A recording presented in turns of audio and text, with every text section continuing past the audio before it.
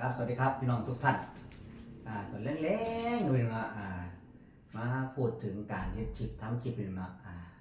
เฮาต้องเฮ็ดแสดงตัวตนออกมาเราพยายามแสดงตัวตนให้ทาง AI เขาจับเราได้เลยนะตอนแรกๆเฮาก็ยอดวิวหลัก10หลักร้อยพี่น้องนะก็บ่ต้องซีเรียสมากมายเพราะเฮาก็เป็นคนดังพี่น้องเนาะเฮาเป็นคนดังเขาเป็นคนปังบันไดตอนแรกๆเขาก็พยายามสร้างสัมพันธ์สร้างไมตรีกับเพื่อนร่วมทางก่อนพี่น้องอย่าเฝ้ากระตุกกระตากไปว่าต้องการยอดวิวหลักเงินหลักแสนส่วนแรกๆไผก็สร้างมันก็ได้ยอดวิวหลัก10หลักร้อยทุกคนพี่น้องกลัวคนที่เป็นช่องใหญ่ๆเขาได้หลักแสนหลักหมื่นนี่เขาก็เฮ็ดผ่านมาเป็นปี2ปีก็มีเพราะฉะนั้นแล้วพี่น้องเขาก็เฮ็ดไปเลยเฮ็ดไปในทางที่มันถูกต้องพี่น้องนะพยายามสร้างคอนเทนต์สร้างเนื้อหาออกให้สู่ทางทูกเชี่ยวพยายามยืนยันตัวตนเอาใบหน้าเจ้าของเนี่ยน้ำเสียงตัวเองเนี่ยออกไปเป็นต้นฉบับดีมั้ยพี่น้องนะอย่าไปใส่เสียงลิขสิทธิ์อย่าไปใส่เสียงเพลง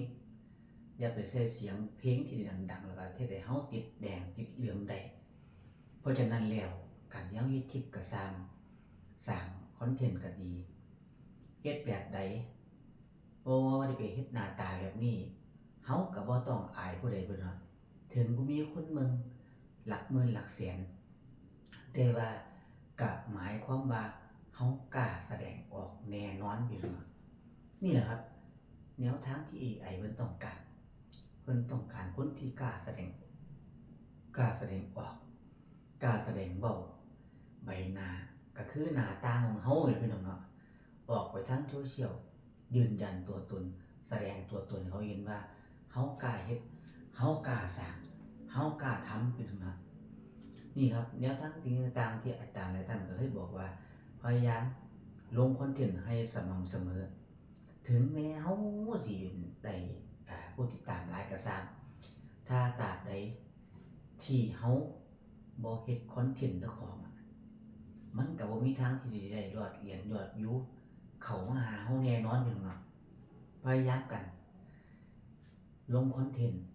สร้างคอนเทนต์ให้สม่ำเสมอเป็นประจำสร้างคอนเทนต์เป็นประจำให้ขยัน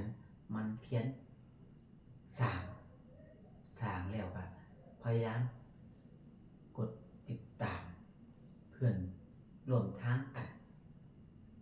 โมเมนต์นี้ตั้งหน้าตั้งตาเฮ็ดคลิปอย่างเดียวกับโมเมนต์ที่เป็นเนาะเฮ็ดคลิปเฮาแล้วก็ต้องออกจากหน้าเฮาไปติดตามหมู่แล้วก็ต้องเว้นระยะห่างเข้ามาเฮ็ดคลิปต่อลงให้ครบ5ช่องทางเด้อพี่น้องเด้ออย่าเว้นแม้ช่องทางเดียวถึงแม้เฮาเฮ็ดแล้วมันสิบ่ปังมันสิบ่ดีก็สร้างพี่น้องเนาะ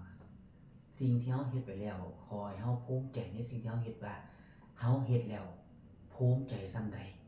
ดีใจส่ำใดมีคนถึงแม้คนอยู่เมืองหลัก10หลักร้อยแต่เฮาก็ภูมิใจแม่นบ่พี่น้องภูมิใจแน่นอนครับล่ะเฮาต้องภูมิใจแน่นอนนั่นล่ะสิ่งที่เฮาต้องการสิ่งที่ AI เพิ่นต้องการคือความกล้าแสดงออกเฮาเป็นแบบใดแสดงตัวตนเฮาออกมาให้โลกได้เห็นให้ทางโซเชียลได้เห็นแม่นบ่พี่น้องเฮ็ดออกไปเลยครับบ่ต้องอายผู้ใดดอกเฮ็ดแล้วบ่มีคนเบิ่งก็สร้างพี่น้องครับนี่แหละครับน่าจะก็เป็นยอดวิวหลัก10หลักร้อยน่าจะเห็นคนอื่นเขาเฮ็ดได้หลักหมื่นหลักแสนถามว่าน่าจะอยากได้บ่ก็อยากได้คือกันแต่ว่าเฮาขาดความสามารถและขาดความพยายามและสม่ำเสมอถ้าอยากได้อยากปังต้องสม่ำเสมอขยันลงคลิปขยันสร้างคลิปให้ได้พี่น้องเนาะบ่แม่นว่าสินอนขาไกวห่างโอ้ยมันบ่ได้แล้วก็เจ้าไปเฮ็ดคลิปเนาะไผสิมาให้ยอดวิวเจ้านอนขาไกวห่างซื่อเขาก็บ่ให้เจ้าดอกพี่น้องเนาะเฮ็ดลงไปคลิปน่ะเห็นบ่น่ะ น่าจะกับบ่อายบ่มีอายครับอย่างอายของนะจ๊ะมันหมดแล้วเดี๋ยวแต่ความพยายามเท่านั้นที่เฮ็ดให้เขาสำเร็จได้สู้ต่อไปพี่น้องอย่าพึ่งท้ออย่าพึ่งถอย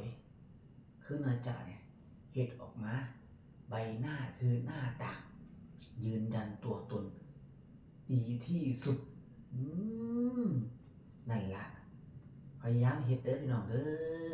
ท่านใดบ่ทันผ่านกดผ่านเก่งก็น่าจะขอเป็นกำลังใจให้กันแล้วกัน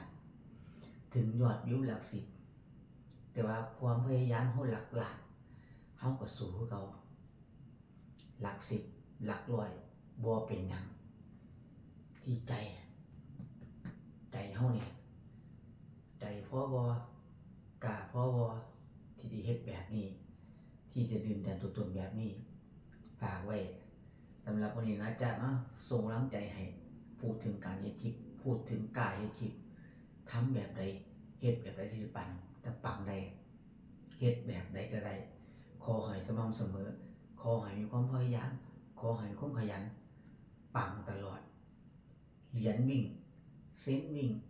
สำหรับวันนี้นะจ๊ะขอให้บายกันเนาะถึงแต่งตัวบ่น่าฮักแต่ว่าก็คิดกูเตี้ยอาโนเนะนะจ๊ะชัยรมบ๊ายบายสวัสดีครับ